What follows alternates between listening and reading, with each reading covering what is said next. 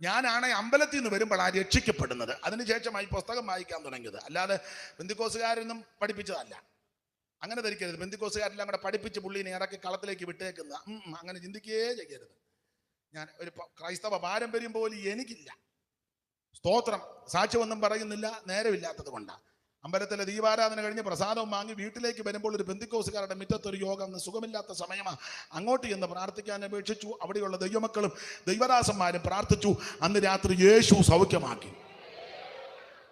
അതിനുശേഷമായിട്ടാണ് ഈ ബൈബിള് കയ്യിലെടുത്ത് വായിക്കുന്നത്. അപ്പൊ ഇത് വായിച്ചപ്പോൾ മനസ്സിലായി ഇതാ ശരിയായ സ്നാനമാണ്. അതായി പറയുന്നത്. അല്ല ആരുടെ വക്കാലത്ത് പിടിച്ച് പറയുകയല്ല. സ്തോത്രം. ദൈവത്തെ ആരാധിക്കണം. ആരാധനയ്ക്ക് യോഗ്യൻ യേശു ക്രിസ്തുവാണ്. ആരെ ആരാധിക്കണം? യേശുവിനെ ആരാധിക്കണം. ആരെ ആരാധിക്കരുത്? വേറെ ആരെ ആരാധിക്കരുത്.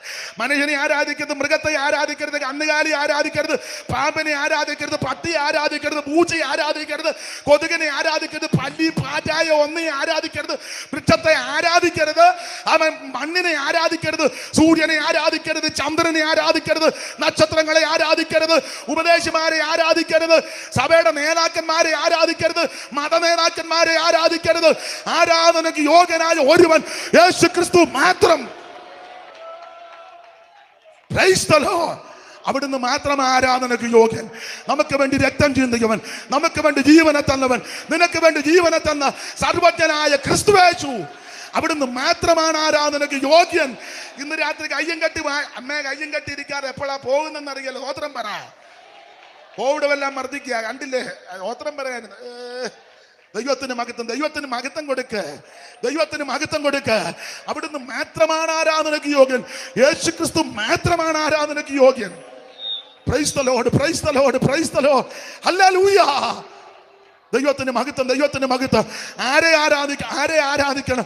യേശുവിനെ ആരാധിക്കണം. ആരെ ആരാധിക്കരുത്? വേറെ ആരെ ആരാധിക്കരുത്. Praise the Lord. ആരാ ആരാധിക്കേണ്ടത്?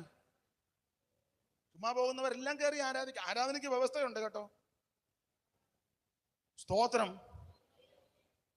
ഒറ്റ വാക്കി പറഞ്ഞ ഭാഗം വിടാൻ വിവരിക്കാൻ നേരമില്ലാത്തതുകൊണ്ടാ ഒറ്റ വാക്കി പറഞ്ഞ. അപ്പൊ ആരെ ആരാധിക്കണം? യേശുവിനെ ആരാധിക്കണം. ആരെ ആരാധിക്കരുത്? വേറെ ആരെ ആരാധിക്കരുത്. അങ്ങനെ ഈ പുസ്തകം പഠിപ്പിക്കുന്നത്.